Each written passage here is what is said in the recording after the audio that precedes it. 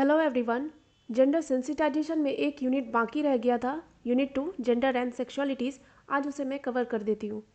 इसमें हमें पढ़ना है सेक्सुअलिटी क्या कॉन्सेप्ट है, social construction of sexuality, sexuality an aspect of life, sexual hierarchy, same sex desires, good women and its relationship with sexuality, sexual pleasure and empowerment. तो बिना time waste किए हम स्टार्ट करते हैं इंट्रोडक्शन से। Introduction में बस वही सारे चीज़ लिखे गए हैं जो हमें पढ़ना है। एक नया चीज़ है कि सेक्सुअलिटी जो है ये सोशली कंस्ट्रक्टेड टर्म है, यानी कि सोसाइटी डिटरमाइन करेगा कि क्या रोल मैन के लिए फिक्स किया गया है और क्या रोल वुमेन के लिए फिक्स किया गया है। कैसे सेक्सुअलिटी रिलेट करता है वुमेन एम्पावरमेंट से, कैसे ये हमारे लाइफ को इम्पैक्ट करता है, ये सारी चीज़ हम इस यूनिट के अंदर पढ़ेंगे। तो सबसे पहले देखते हैं कि what actually sexuality is. Concept के अंदर सबसे पहले हम डिफाइन कर लेते हैं कि सेक्सुअलिटी का मतलब ये नहीं है कि हम किसके साथ सेक्स कर रहे हैं और कितनी बार कर रहे हैं, यानी कि sexuality is not about whom you have sex with. It is just your sexual feelings, thoughts, attractions and behaviors towards other people. Okay, so sexuality जो कॉन्सेप्ट है ये एक्सपीरियंस और एक्सप्रेस किया जाता है थॉट से, फैंटेसी से, डिज़ायर से, बिलीफ से, एटीट्यूड से, वैल्यू से, बिहेवियर से, रोल से और रिलेशनशिप से। ओके, सबसे पहला जो लाइन है यहाँ पे लिखा गया है कि sex, gender, identity, role, sexual orientation, pleasure, intimacy और रिप्रोडक्शन जो है ये सारे सेंट्रल एस्पेक्ट है ह्यूमन बीइंग का। समझ गए?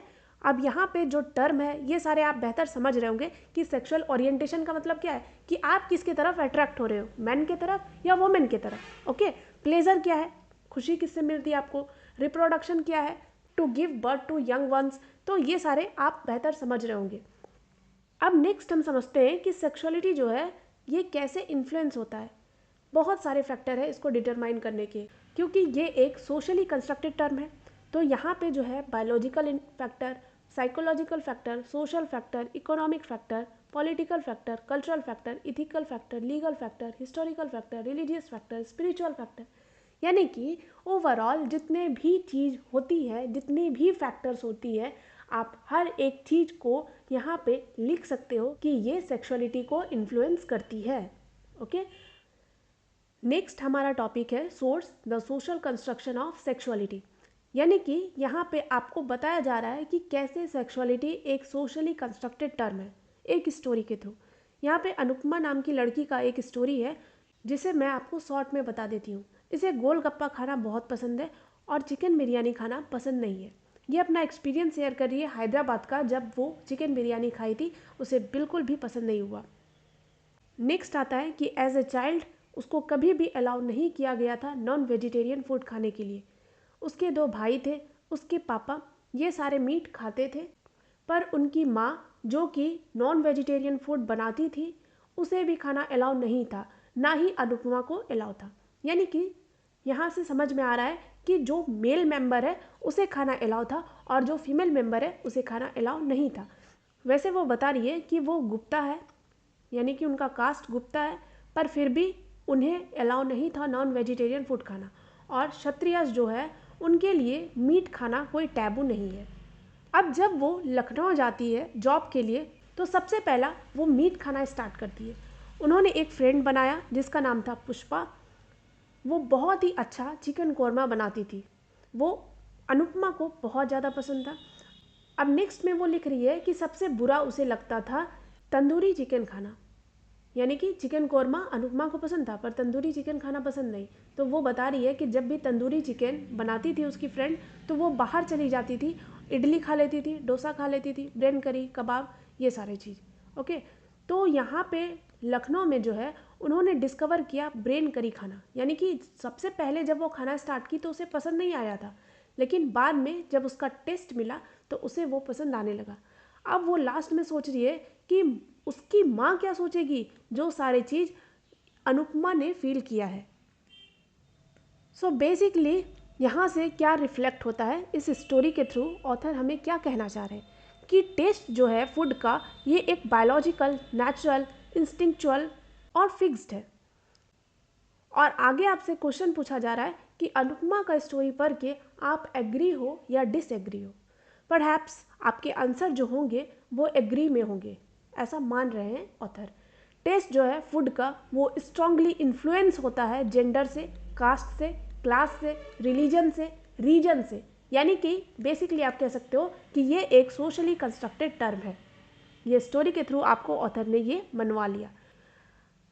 अब यहाँ पे आपको छोटे छोटे में डिस्क्राइब किया गया है कि घर के अंदर अनुपमा मीट नहीं खा सकती थी क्योंकि उनका जेंडर है ना, क्योंकि वो लड़की थी। उनके भाई और पापा खा सकते थे क्योंकि वो गुप्ताज थे। अगर वो ब्राह्मण होते तो शायद वो वेजिटेरियन होते, नॉन वेजिटेरियन नहीं। अब अनुपमा जो है जब वो शिफ्ट की लखनऊ अपने जॉब के लिए, तो उन्होंने डिफरेंट टाइप्स के क्यूजीन को ट्राई किया क्योंकि वो कर सकती थी, क्योंकि वो जॉब कर रही थी, पैसा था, तो उन्होंने ये सारे चीज़ ट्राई किया।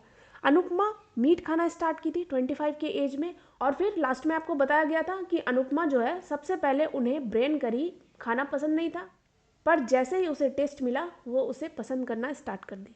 तो हम कह सकते हैं कि अनुपमा जो है वो डाइवर्स है, यानी कि जो हमें पसंद है वो शायद आपको पसंद ना हो। बहुत सारे ऐसे चीज़ थे जो कि अनुपमा को पसंद था खाना, पर जो चीज़ पुष्पा को पसंद था, यानी उसे तंदूरी चिकन पसंद था, उसे अनुपमा पसंद नहीं करती थी। यानी कि डाइवर्स है, ये वर्ल्ड भी डाइवर्स है। जो चीज़ एक लोगों को पसंद है तो शायद वो दूसरे को पसंद ना हो। इसके अलावा अनुपमा के पास पॉजिटिव और निगेटिव डायमेंशन था। आगे समझते हैं। अनुपमा को फूड बहुत पसंद था, ये एक सोर्स ऑफ एंजॉयमेंट था और डिस्कवरी था उनके लिए। हम जानते हैं कि Anupama as a girl was very upset. क्यों अपसेट थी? क्योंकि उसे अलाउ नहीं था मीट खाना उनके भाइयों की तरह। ये एक टाइप का एक्ट ऑफ डिस्क्रिमिनेशन था जिसे वो पसंद नहीं करती थी। सो स्टोरी के थ्रू आपको ये सारी चीज़ समझा दिए गए। अब यहाँ पे क्वेश्चन पूछा जा रहा है, do you see any similarities between the dimension that you have explored above with and sexuality. यानी कि आप ये फूड हैबिट को किस तरीके से सेक्सुअलिटी से कंपेयर कर सकते हो। अब इस स्टोरी के थ्रू आपको समझाया गया कि जो भी चीज़ आपने फूड को टेस्ट करने के लिए लगाया वो सारे ही चीज़ सही होते हैं सेक्सुअलिटी के लिए। अब यहाँ पे सेक्सुअलिटी के बारे में देखो क्या है कि ये भी स्ट्रांगली इन्फ्लुएंस है जेंडर से, कास्ट से, क्लास से, रिलीजन से, रीजन से, यानी कि बेसिकली ये सोशली कंस्ट्रक्टेड है, ये फिक्स नहीं है, चेंज हो सकते हैं और फ्लूइड है, डाइवर्स है, पॉजिटिव और निगेटिव दोनों ही डायमेंशन हो सकते हैं। तो जो टेस्ट का था वही सेक्सुअलिटी का बताया जा रहा है। अब आगे नेक्स्ट टर्म है डाइवर्सिटी। यहाँ पे बताया जा रहा है सेक्सुअल डिज़ायर किस टाइप से शेप होते हैं, किसके तरफ हम अट्रैक्ट होंगे और किस तरीके से हमारा सेक्सुअल सेटिस्फैक्शन मिलेगा, ये सारे वेरी करते हैं individual to individual. Generally assume किया जाता है कि अट्रैक्शन जो है ये सिर्फ मैन और वुमेन के बीच हो सकता है, पर डिज़ायर जो है या फिर अट्रैक्शन जो है वो किसी भी दो इंडिविजुअल के बीच हो सकता है। पर जनरली ये सोसाइटी कंस्ट्रक्ट किया है तो ये क्या मानते हैं कि मैन और वुमेन के बीच ही अट्रैक्शन हो सकता है। बट सेक्सुअल डिज़ायर जो है ये किसी भी दो इंडिविजुअल के बीच हो सकता है, वो चाहे दो वुमेन हो या फिर दो मैन हो। अब कलर जो है डिज़ायर का वो वेरी करता है। इसका मतलब ये नहीं है कि आप किसकी तरफ अट्रैक्ट हो रहे हो, इसका मतलब है कि आप किस टाइप के डिज़ायर को फील कर रहे हो। नॉर्मली जो है पीपल जब वर्ड सुनते हैं सेक्स, उनका मतलब होता है कि सेक्सुअल एक्ट जो है वो मैन और वुमेन के बीच हो रहा है, क्योंकि इस टाइप का जो वर्ड है ये सेक्सुअल एक्ट को डिनोट करता है जो कि लिंक होता है लीनिएज से, रिप्रोडक्शन से और प्रोजेनी से। इवन दो कि ये जो सेक्स है it is not only for reproduction but for pleasure and desire. यानी कि ऑथर जो कहना चाह रहे हैं वो कि सेक्स जो है ये सिर्फ रिप्रोडक्शन के लिए नहीं हो सकता, ये प्लेजर और डिज़ायर के लिए भी होता है। सो आप कैसे कह सकते हो कि ये मैन और वुमेन के बीच ही हो रहा है, ये किसी भी दो इंडिविजुअल के बीच हो सकता है ना। अब नेक्स्ट जो है यहाँ पे एक दिया हुआ है कि how will the world be if there was no diversity. यानी कि आप इमेजिन करो कि गवर्नमेंट ने इशू किया एक ऑर्डर कि जितनी भी वुमेन है वो येलो साड़ी पहनेगी और जितने भी मैन हैं वो वाइट शर्ट और ब्लैक पैंट पहनेंगे, तो किस टाइप का वर्ल्ड दिखेगा? Boring, right. So actually important है हमें समझना कि डाइवर्सिटी जो है वो स्कैरी नहीं है, डरावना नहीं है, हमें एक्सेप्ट करना चाहिए इस चीज़ को। ओके, सो सेक्सुअलिटी के टर्म में भी कि हम जो चीज़ को नेचुरल मान रहे हैं वही एक्चुअली में नहीं हो सकता। ये एक सेक्सुअल फीलिंग है, बिहेवियर है जो किसी भी दो इंडिविजुअल के बीच हो सकता है, not about just man and women. So it's a part of diversity, इसीलिए यहाँ पे हमें समझाया गया। नेक्स्ट है पेन एंड प्लेजर। अब यहाँ पे पूछा जा रहा है आपसे क्वेश्चन कि जब आप सोचते हो सेक्सुअलिटी के बारे में तो आपके माइंड में क्या आता है? Love, desire, sexual pleasure, sexual orientation, shame, taboo, pain, sexual violence, rape, hesitation, rules, norms, societal sanction etcetera. यानी कि ये सारी चीज़ ही शायद हमारे माइंड में आए जब हम सेक्सुअलिटी के बारे में आपसे पूछें, है ना। तो एबव डिस्क्रिप्शन से हमें समझ में आ रहा है कि सेक्सुअलिटी जो है इसका पॉजिटिव और निगेटिव दोनों ही एस्पेक्ट हो सकता है। यानी कि यहाँ तक आप समझो कि लव, डिज़ायर, सेक्सुअल प्लेजर ये सारे तो पॉजिटिव दिख रहे हैं, but shame, taboo, pain, sexual violence, rape, hesitation ये सारे क्या हो गए? इसके निगेटिव पार्ट। अब most of the time sexuality जो है ये पेन और वायलेंस के कंटेक्स्ट में बताया जाता है, पर इम्पॉर्टेंट है कि हम इसके पॉजिटिव एस्पेक्ट को भी एक्नॉलेज करें और इसका जो प्लेजर पार्ट है सेक्सुअलिटी का उन सबको भी जानें। तो गेल रूबिन ये कोई थिंकर है, इनका कहना है कि टू सम सेक्सुअलिटी में seem to be an unimportant topic like more critical problems of poverty, war, disease, racism, famine और न्यूक्लियर एनिहिलेशन। यानी कि सेक्सुअलिटी जो है बहुत लोगों के लिए एक अनइम्पॉर्टेंट टॉपिक हो सकता है, ये गेल रूबिन कह रहे हैं। अब यहाँ पे नेक्स्ट है फ्लूइड एंड चेंजेबल। यानी कि जैसा हमारा फूड हैबिट्स है ये एक फ्लूइड है, फ्लूइड मतलब जो चेंज हो सकता है, सेक्सुअलिटी भी फ्लूइड है और चेंज हो सकता है। लेकिन ये फूड हैबिट की तरह आसान नहीं है चेंज होना।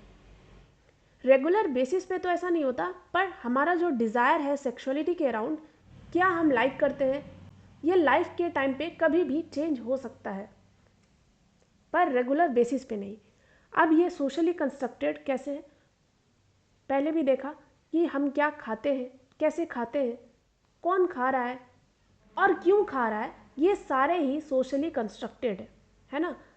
उसी तरह से ये सेक्सुअलिटी के लिए भी है कि एक नॉर्म है जो प्रूव करता है कि ये एक सोशली कंस्ट्रक्टेड है। यानी कि ये कंसीडर करता है कि who, how, when, whom and why we desire are all strongly subjected to social influence. यानी कि हमारा जो सेक्सुअल डिज़ायर होगा वो सोशली इन्फ्लुएंस्ड होगा, यानी कि हम सोसाइटी को ध्यान में रख के कुछ करेंगे, है ना। There are well defined social norms related to all this dimensions of sexuality. यानी कि सोसाइटी ने एक नॉर्म फिक्स कर दिया है, उसी के अराउंड हमारा सेक्सुअलिटी रोटेट करता है। ओके, अब इन सारे पैराग्राफ से बताया जा रहा है कि कैसे ये सोशली कंस्ट्रक्टेड है। बार बार एक ही चीज़ रिपीट हो रहा है, तो यहाँ पे पूरा चैप्टर पढ़ने के बाद हमारे पास थोड़ा सा पॉइंट होगा, बस उसे ही समझना है। यहाँ पर बार बार आपको अलग अलग एग्जाम्पल्स के थ्रू समझाया जा रहा है कि कैसे ये सोशली कंस्ट्रक्टेड है। अब सबसे पहले विथ हुम, ऊपर में टर्म आ रहा था ना, with whom, when, where, who, how, so इसको हम समझेंगे अभी। सो फर्स्ट विथ हुम यानी कि किसके साथ। अब किस तरीके का डिज़ायर हम एक्सपीरियंस करेंगे, ये अगेन प्रिवेल करता है रिप्रोडक्टिव लॉजिक के साथ। अब यहाँ पे बताया जा रहा है कि जो लोग रिप्रोडक्टिव एज से बाहर हैं उसे कंसीडर किया जाता है एसेक्सुअल, और सेक्सुअल डिज़ायर जो है उनके लिए अनएक्सेप्टेबल है और इनएप्रोप्रिएट है। यानी कि समझ लो कि जो बच्चे हैं और जो बूढ़े हैं ये दोनों ही रिप्रोडक्टिव एज से बाहर है।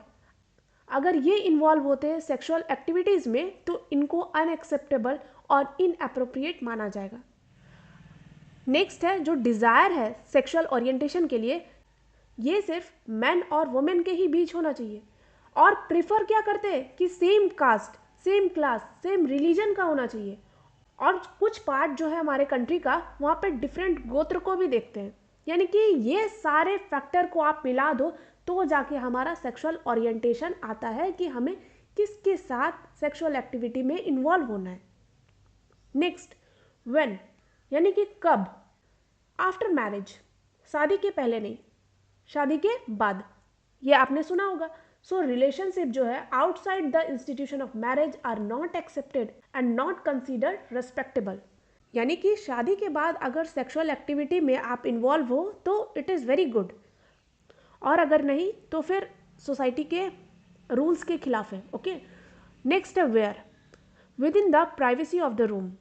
यानी कि सारे जो यहाँ पे आप देख रहे हो ये सारे कौन डिटरमाइन किए हैं?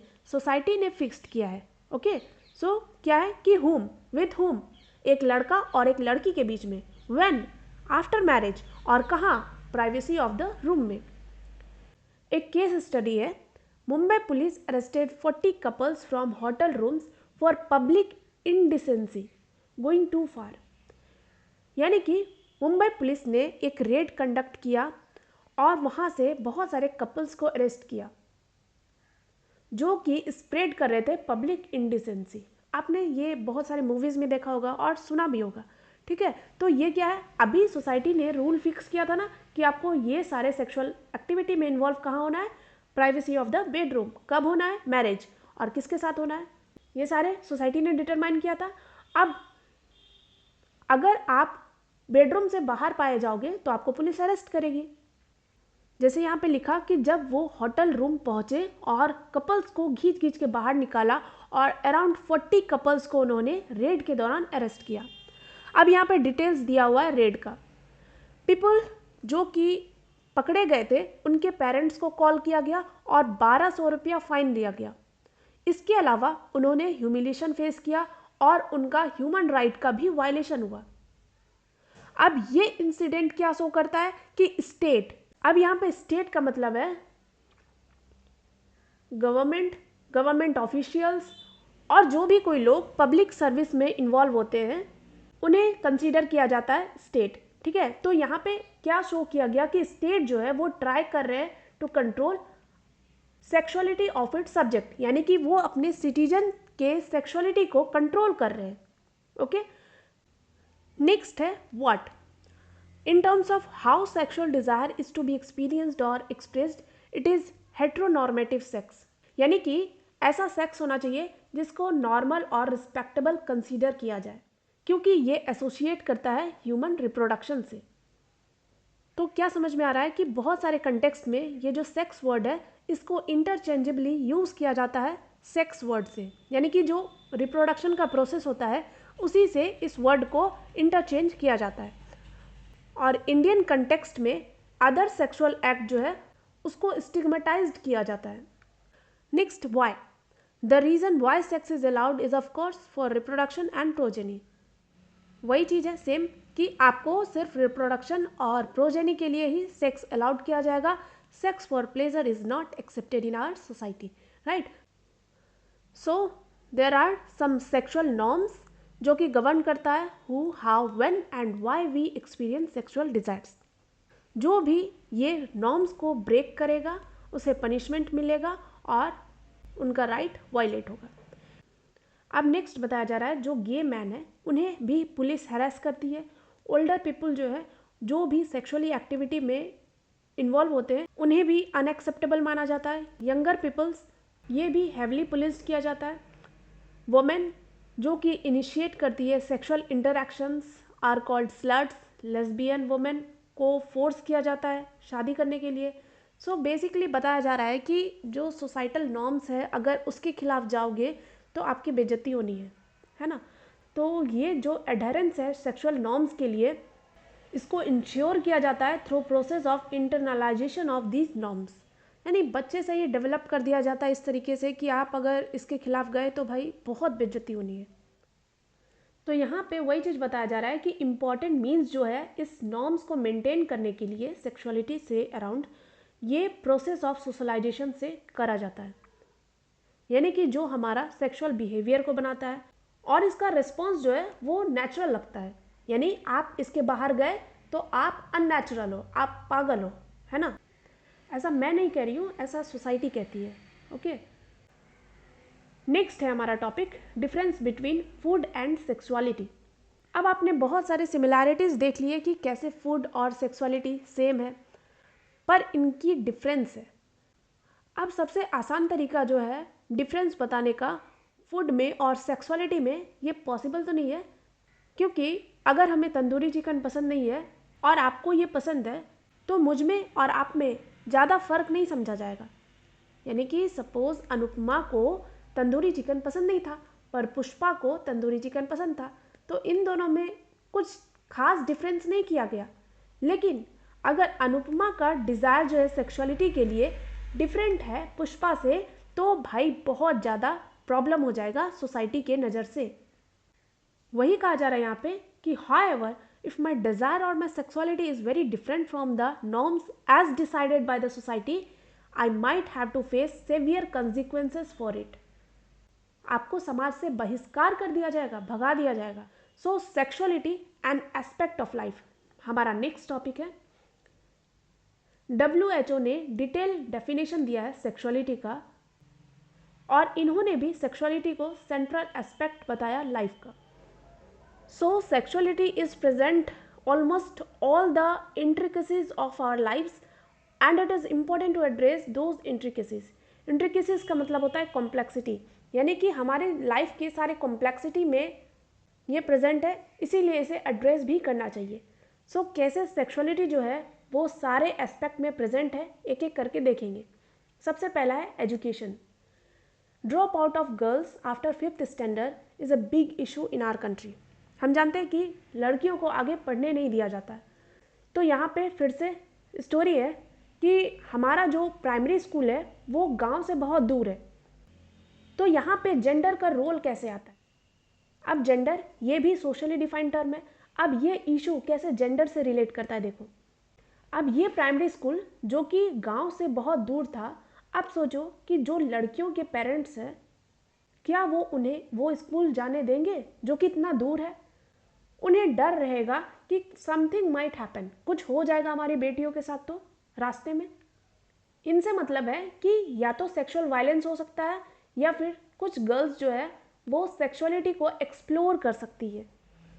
5th क्लास के बाद टीनेज स्टार्ट हो जाता है। सारे पेरेंट्स समझते हैं कि लड़कियां बड़ी हो चुकी है, तो अगर वो इतनी दूर पढ़ने जाएगी तो रास्ते में उसके साथ कुछ गलत हो सकता है या फिर लड़कियां ही गलत संगति में पड़ सकती है।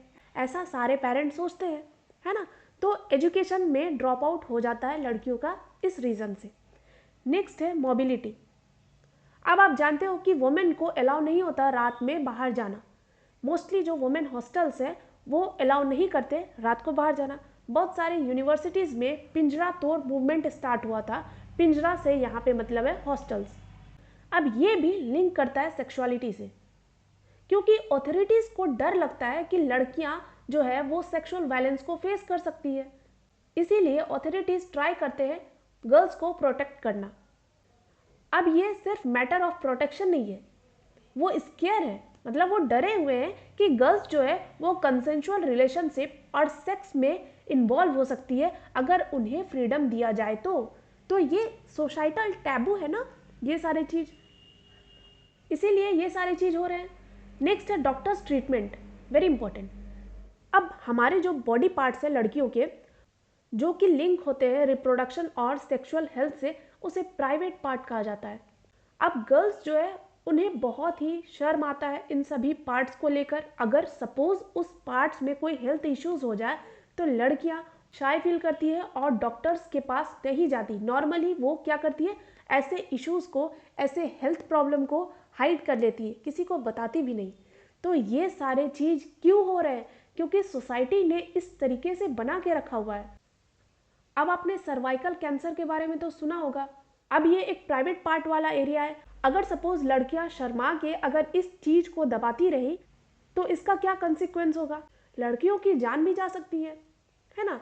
तो ये सारे चीज़ हमारे सोसाइटी ने डिटरमाइन किया है और इसी एस्पेक्ट के through education, mobility, doctors treatment, ये सारे हमारे real day to day life में चल रहे हैं। इसी एग्जाम्पल के थ्रू आपको समझाया जा रहा है कि कैसे सोसाइटी इस सेक्सुअलिटी वर्ड को इस तरीके से डिफाइन किया है कि बहुत सारे प्रॉब्लम इससे फेस करने को मिल रहा है। अब नेक्स्ट है सेक्सुअल हिरार्की। अब सोसाइटी में हमने बहुत सारे रिलेशनशिप को सुना होगा। रिलेशन जो है वो मैन और वुमेन के बीच में ही होना चाहिए।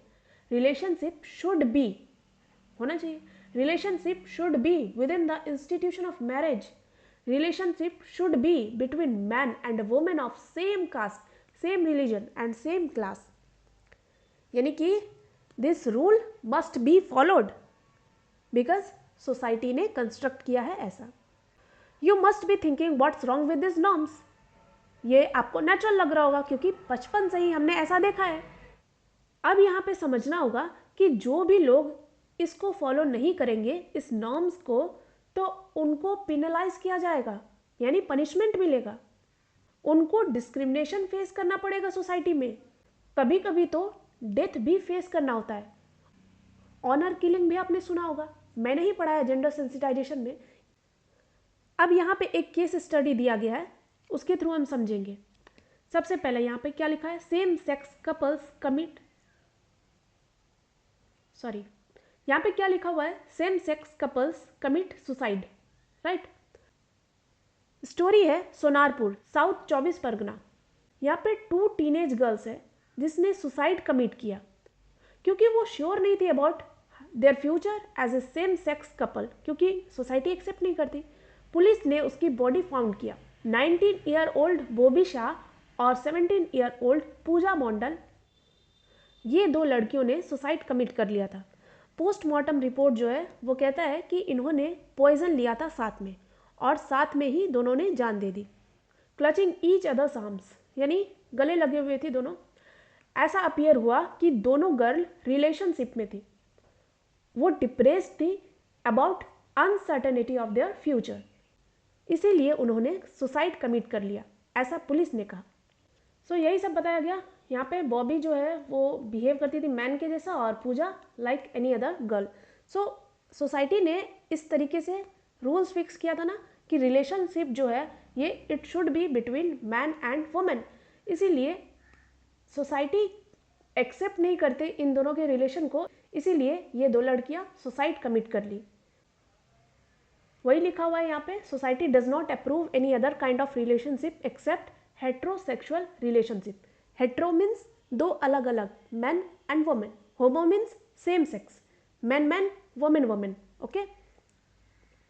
अब दूसरे सेक्शन में हम समझेंगे कि कैसे मैन और वुमेन शादी करती है आउटसाइड देयर रिस्पेक्टिव कास्ट। अब इससे भी उन्हें बहुत सारा हैरासमेंट फेस करना होता है, फैमिली में भी और सोसाइटी के अंदर भी। अब गेल रूबिन्स जो है वो बात करते हैं चार्म सर्किल की, with 2 conceptive circles representing acceptance and low acceptance of sexual acts behaviours. Inner circle represent करता है सेक्सुअल एक्ट को जो कि एक्सेप्टेड है और प्रिविलेज्ड है, और आउटर लिमिट जो है वो रिप्रेजेंट करता है नॉन एक्सेप्टेबल सेक्सुअल बिहेवियर जिसको माना जाता है एबनॉर्मल और पनिश भी किया जाता है। बाउंड्रीज जो है वो परमिएबल है और चेंज हो सकते हैं culture to culture, market to market, generation to generation. अब इस चीज़ों को मैं आपको समझाती हूँ। चार्म सर्कल ये थ्योरी दिया गया है गेल रूबिन के द्वारा। अब इतना तो समझना है नहीं, लेकिन फिर भी बता देती हूँ कि 2 सर्कल है, ठीक है। इनर सर्कल जो है ये वाला पार्ट, यहाँ पे ऐसे नॉर्म्स होंगे जिसको एक्सेप्ट किया जाता है सोसाइटी में। यानी कि एग्जाम्पल ले लो आप कि रिलेशनशिप मैन और वुमेन के बीच में होना चाहिए, सेक्सुअल एक्टिविटी प्राइवेसी में होना चाहिए, सेम कास्ट होना चाहिए, सेम रिलीजन होना चाहिए। ये सारे चीज आ गए कौन, हमारे इनर सर्कल में, ओके, दिस वन। नेक्स्ट है आउटर सर्कल। ये वाला जो बिहेवियर होगा वो एक्सेप्टेड नहीं होगा, यानी कि यहाँ पे आप सेम सेक्स को ले लो, मैरिज आउटसाइड कास्ट ले लो, सेक्सुअल एक्टिविटी बेडरूम से बाहर हो यानी कि प्राइवेसी में ना हो, तो ये सारे नॉर्म्स जो हो गए ये एक्सेप्टेबल नहीं होते, तो ये सारे होते हैं हमारे आउटर लिमिट्स में। तो इसी थ्योरी को कहा जाता है चार्म सर्कल, ओके। तो यहाँ पे क्या बताया गया कि ये जो बाउंड्रीज है ये परमिएबल है। परमिएबल मतलब कि स्ट्रिक्ट बाउंड्री नहीं है, कुछ लोग इसको ब्रेक करते हैं, है ना, और ये जो है ये चेंज हो सकता है culture to culture, market to market and generation to generation. लेकिन जो भी डाइवर्जेंस है वो एक्सेप्टेबल है एक सर्टेन बाउंड्रीज में। एग्जाम्पल, होमोसेक्सुअलिटी जो है ये एक्सेप्टेबल है within the inner circle, मतलब कि ये क्या होना चाहिए, मैरिज के अंदर होना चाहिए, सेम जनरेशन में होना चाहिए, घर के अंदर होना चाहिए, ठीक है। तो अगर आप इस रूल को ब्रेक करो, अगर ये culture to culture, market to market, generation to generation, ये जो वर्ड दिया हुआ है, अगर इसके थ्रू अगर चेंज होता है इस सर्किल में, उसमें भी कुछ रूल्स है, ठीक है ना। अब इस चार्म सर्किल के थ्रू क्या बताया जा रहा है कि यहाँ पे जो भी लड़कियाँ मैरिज करती है सेम कास्ट में, सेम रिलीजन में, उनको कम्युनिटी में रिस्पेक्ट मिलता है और मटेरियल बेनिफिट्स भी मिलता है। यानी कि भाई धूमधाम से शादी होनी है अगर आपने सेम कास्ट सेम रिलीजन में शादी किया है, बट रूल ब्रेक तो आपका गला ब्रेक। ओके, अब यहाँ पे बताया जा रहा है कि अगर मैंने शादी किया तो मैं अपने हस्बैंड को नॉमिनेट कर सकती हूँ लाइफ इंश्योरेंस में, मैं कोई बच्चे को अडॉप्ट कर सकती हूँ, साथ में लोन ले सकती हूँ, घर खरीद सकती हूँ साथ में। But if I were a lesbian then मैं अपने पार्टनर के साथ घर नहीं खरीद सकती, ना ही उन्हें नॉमिनेट कर सकती हूँ इंश्योरेंस में। अब यहाँ पे ये डिफर करता है कंटेक्स्ट टू कंटेक्स्ट, क्योंकि कुछ कंट्री में जो है ये लीगलाइज्ड है, यानी कि कुछ कंट्री ने लॉ पास किया है कि हाँ आप सेम सेक्स कपल भी हो तो भी आपको सारे बेनिफिट्स मिलेंगे और अपने कपल को वो नॉमिनेट कर सकते हैं सभी जगह। अब यहाँ पे वापस आते हैं हमारे टॉपिक सेक्सुअल हिरार्की में। अब यहाँ पे क्लियर है कि फंडामेंटल रिलेशनशिप है हिरार्की में और पेट्रार्की में। चार्म सर्कल में मैंने बताया था कि जो इनर वाला पार्ट है वो एक्सेप्टेबल है, यानी कि चार्म सर्कल के अंदर हेट्रोसेक्सुअल मोनोगेमस मैरिड कपल, ये प्रिसाइसली वही बात करता है जो पेट्रार्की चाहती है। यानी पेट्रार्की क्या है? मेल डोमिनेटेड सोसाइटी, यही होता है ना इसका मतलब। यानी कि जो इनर सर्कल था उसमें वही रूल बताए गए थे जो पेट्रार्की आपको एक्सेप्ट करेगी, है ना। तो हेट्रोसेक्सुअल मोनोगेमस मैरिड कपल ये सारे जो है हार्ट है चार्म सर्कल के, हार्ट यानी कि acceptable part which is precisely what patriarchy requires. और अगर आपने इसको फॉलो नहीं किया तो आपको नॉर्म्स के वायलेशन में पनिशमेंट मिलेगा। आपने इंसिडेंट देखा कि young women couple, same sex couple ने किस तरीके से कमिट किया था सुसाइड, वो एज ए पनिशमेंट आप मान लो। अब नेक्स्ट है सेम सेक्स डिजायर्स। सबसे पहले तो ये जो डिजायर है आपका सेम सेक्स का, this can be considered as abnormal by society. अब यहाँ पे बहुत सारा ह्यूमन राइट वायलेंस फेस किया जाता है जो कि डिजायर करते हैं पीपल ऑफ सेम जेंडर। अब क्या क्या ह्यूमन राइट वायलेंस है वो सारे एक एक करके हम देखेंगे।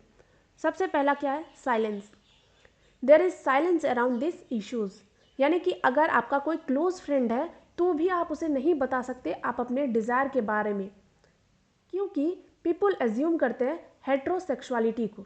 ठीक है, अगर आप होमोसेक्सुअल हो, आपने सेम सेक्स डिजायर आ गया तो आप अपने बेस्ट फ्रेंड को भी नहीं बता सकते कि आप कैसा फील कर रहे हो। नेक्स्ट है family violence. The violence around homosexuality start with homes. ठीक है, घर से ही शुरुआत होती है, घर में ही हमें इस टाइप का माइंड डेवलप कर दिया जाता है। तो जब पेरेंट्स जान जाएंगे आपके इस डिज़ायर के बारे में, फैमिली प्रेशराइज करेंगे पीपल को, यानी आपको, कि आप नॉर्म्स को फॉलो करो, अपने डिज़ायर को नहीं। Right.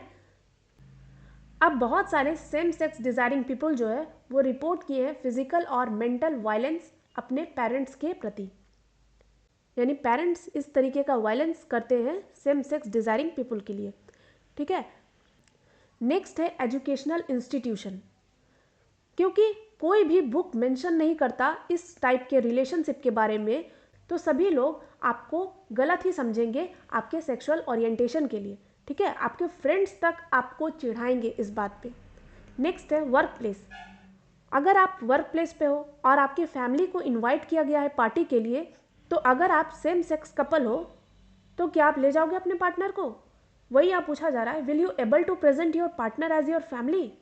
You won't be able to do that, क्योंकि आपको शर्म आएगी कि लोग क्या कहेंगे। राइट।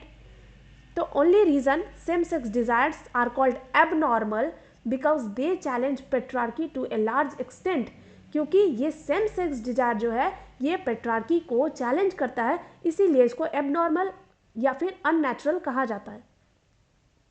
अब सोचो कि आप कोई ऐसा हाउस होल्ड हो जहाँ पे 2 वुमेन एज ए पार्टनर हो। अब यहाँ पे आ जाएगा कि घर का काम कौन करेगा और बाहर का काम कौन करेगा। ठीक है, क्योंकि दोनों ही लड़कियां हैं तो पावर जो है वो अनइक्वल होगा, as in the case of relationship between man and women. अब सेम सेक्स डिजायर जो है ये रिप्रोडक्टिव लॉजिक से भी बाहर आता है, क्योंकि सेक्स जो है वो प्रोक्रिएशन के लिए और प्लेजर के लिए नहीं है। तो ऐसे रिलेशनशिप को स्टिग्मेटाइज्ड किया जाता है, सोसाइटी में अनएक्सेप्टेबल माना जाता है। अब नेक्स्ट टॉपिक है good women and its relationship with sexuality. अब सोसाइटल नॉर्म्स के लिए दो टाइप की वुमेन होती है, good women and bad women. अब नॉर्मली एक्सपेक्ट किया जाता है वुमेन से कि वो गुड डॉटर बने, गुड वाइफ बने, गुड मदर बने, गुड सिस्टर बने। गुड और बैड का क्या डेफिनेशन है वो हम समझेंगे, और क्यों कोई बैड वुमेन नहीं बनना चाहता, क्यों इससे डरा हुआ रहता है, ये भी समझेंगे। तो what does a good women look like, कैसी दिखती है अच्छी लड़कियाँ, अच्छी महिला? जो लोग सारे सोसाइटल नॉर्म्स को फॉलो करें, जो कि एप्रोप्रिएट ढंग से कपड़े पहने, जो कि खाना खाए मेल मेंबर के खाने के बाद, जो सभी को सुने, जो हर लोगों का केयर करे without thinking about her own self, यानी अपने बारे में सोचे बिना सबकी केयर करे। These are good women. इसके अलावा she has sex with her husband whenever her husband desires, husband जब भी चाहेगा तभी आप सेक्स करो। She will never make the first move with regard to relationship और सेक्स, यानी कि आपका पहला मूव नहीं आना चाहिए, your husband will be the first, right. On the other hand these are bad women. कौन? जो ये सारे चीज़ फॉलो ना करे, जो अपने ढंग से कपड़े पहने, जब भूख लगे तो खाना खा ले बिना देखे कि पापा खाए कि नहीं, भाई खाया कि नहीं, मेरे पति खाए कि नहीं। So let's say she has freedom to do whatever pleases her without thinking about others freedom. Normally जो फ्रीडम चाहती है, जो अपने तरीके से काम कर देती है, उन्हें एज्यूम किया जाता है bad women. She might be irresponsible, ठीक है, ऐसा कंसीडर किया जाता है। However, doing what one likes does not make her irresponsible. These norms of the good woman are directly linked to sexuality. यानी कि जो हमें पसंद है वो अगर हम करें तो ये इररिस्पॉन्सिबल नहीं है, ठीक है। तो यहाँ पे गुड वुमेन जो है वो डायरेक्टली लिंक्ड है सोसाइटल नॉर्म से। अब यहाँ पे इंस्टेंस दिया गया है कि गुड वुमेन जो है वो कभी नो नहीं कहेगी अपने हस्बैंड को when he asked her for sex. She will not talk to other men. She will wear what society insists that she wear. Therefore, these norms are directly linked to sexuality. ठीक है, कैसे ये good women का concept sexuality से link करता है, आप यहाँ से समझें कि वो हस्बैंड की बात मानेगी, दूसरे मर्दों से बात नहीं करेगी और वही पहनेगी जो सोसाइटी आपको पहनने को कहा है। नेक्स्ट है सेक्सुअल प्लेजर एंड एम्पावरमेंट। अब यहाँ पे बहुत कॉम्प्लेक्स रीज़न है कि why many women including feminist have tended to be anxious about sexuality.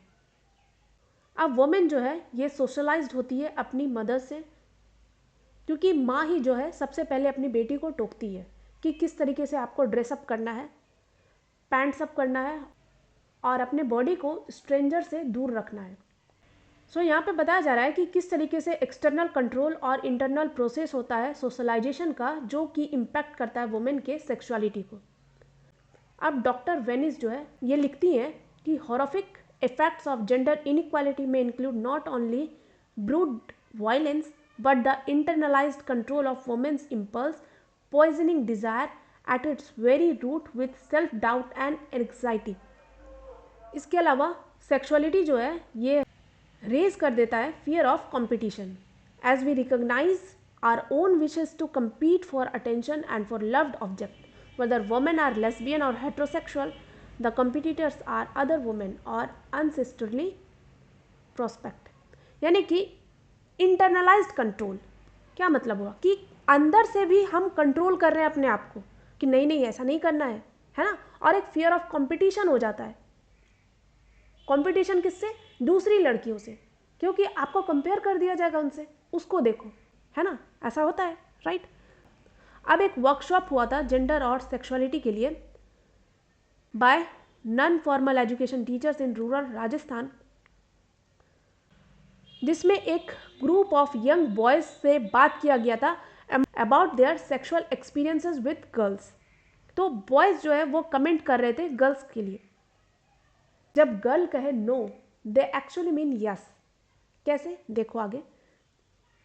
और अगर लड़की हाँ कह दे तो she will immediately be labelled a loose women, characterless women, right. So women don't have the space to say yes, right, even when they want to. So this open up the space for men who are rebirthed to invalidate women when they say no. अब यहाँ discussion conclude होता है with learning that women will have the right to say no only if they have the right to say yes. ये एक important linkage है between sexuality and empowerment और relate करता है बॉडीली इंटीग्रिटी से in terms of women's ability to express their sexual desires and also be able to say no to unwanted sexual attention। कुछ समझ में नहीं आया होगा, और समझ गए तो बहुत अच्छी बात है। मैं बता देती हूँ कि यहाँ पे नो और यस किस सेंस में बोला जा रहा था कि देखो, अगर लड़के इंसिस्ट करें लड़कियों से सेक्सुअल एक्टिविटी के लिए तो वो नो कहेगी, और नो का मतलब यस माना जाएगा, राइट। और अगर वो यस कह देती है, वो अपना इंटरेस्ट दिखाती है, तो यहाँ पे लड़कियों को लूज कह दिया जाएगा, कैरेक्टरलेस कह दिया जाएगा। तो इसीलिए यहाँ पे बताया गया कि यहाँ पे नो का मतलब भी हम यस मानेंगे, राइट। और इसी तरीके से ये लिंक क्रिएट कर दिया सेक्सुअलिटी और एम्पावरमेंट के बीच। सो फाइनली हम कह सकते हैं कि सेक्सुअल एम्पावरमेंट जो है ये एबिलिटी है to think about one's own happiness, recognise the importance of sexual desires and to be able to express them. ठीक है, सेक्सुअल एम्पावरमेंट करने की बात की जा रही है, तो यहाँ पे हम अपनी खुशी को देखेंगे, हम अपने सेक्सुअल डिजायर के इंपॉर्टेंस को समझेंगे और उसे एक्सप्रेस कर सकेंगे, है ना। नेक्स्ट क्या है कि understanding the role of sexuality in why and how women are oppressed and its relationship with oppression of women, यानी कि सेक्सुअलिटी के रोल को समझना कि क्यों और कैसे वुमेन को ऑपरेस किया जा रहा है और उसका क्या रिलेशन है वुमेन के ऑपरेशन से। ठीक है, रिकॉग्नाइज करना और स्ट्राइव करना to overcome barriers related to sexuality to the acquisition of rights, यानी कि हम रिकॉग्नाइज करेंगे कि क्या क्या बैरियर है और उस बैरियर को हम पार करेंगे और अपने राइट को एक्वायर करेंगे। ठीक है, next questioning judgmental attitude towards each other and thereby strengthening collectives, यानी कि जो भी जजमेंटल एटीट्यूड्स है सोसाइटी का उसको क्वेश्चन करेंगे और इसी तरीके से स्ट्रेंथन होगा collectively. So this is sexual empowerment, right. So यहाँ से ये चैप्टर कंप्लीट होता है। समिंग अप में बस वही लिखा हुआ है कि सेक्सुअलिटी जो है ये एक सोशली कंस्ट्रक्टेड हिरार्कियल नेचर का है, कंट्रोल्ड होता है पेट्रार्की से। आप अगर नॉर्म फॉलो करोगे तो आपको एक्सेप्टेबल किया जाएगा और नहीं तो आपको एक्सेप्ट नहीं किया जाएगा सोसाइटी में। So these are all things are in this unit. So I hope कि आपको सारी चीज़ समझ में आ गए होंगे। अगर कहीं दिक्कत है तो कमेंट में आप पूछ सकते हो। बहुत सारे लोग कमेंट करते हैं कि आप फेमिनिस्ट हो, जेंडर सेंसिटाइजेशन कह के आप वुमेन रिलेटेड इश्यूज़ को बता रही हो, तो मैं सिर्फ वही बताती हूँ जो कि बुक में लिखा हुआ होता है। इसीलिए मैंने इस यूनिट को आपको डायरेक्टली बुक से पढ़ाया ताकि आप देखो कि क्या एक्चुअली बुक में लिखा गया है। सेक्सुअलिटी के अंदर आप वुमेन की बात क्यों कर रहे हो ये आपको तब समझ में आएगा जब आप चैप्टर्स को देखोगे। तो मैं जो कुछ भी आपको समराइज्ड फॉर्म में बताई हूँ आप उसे प्लीज़ बुक से पढ़ो ताकि आप उसे रिलेट कर सको और समझ सको। तो आगे मैं जो भी वीडियोस लाऊंगी वो डायरेक्टली आपको बुक से पढ़ाऊंगी ताकि आपको समझ आए कि जो भी चीज़ मैं कह रही हूँ वो मेरे थॉट्स नहीं है, वो बुक्स में लिखे हुए हैं और उसी को मैं तोड़ के आपको अच्छे तरीके से समझा देती हूँ एक फ्रेंड की तरह, जिससे कि आप लिखे हुए चीज़ों को समझ जाओ और एग्ज़ाम में अपना अच्छा दे सको। तो मैं कोई सब्जेक्ट एक्सपर्ट नहीं हूँ, बस चीज़ों को बता देती हूँ ताकि आप एग्ज़ाम के पहले उसे देख लो और अपना बेस्ट दे सको। So these are all from my side. I hope you like this video. Thank you so much for joining me and believing on me. Have a good day.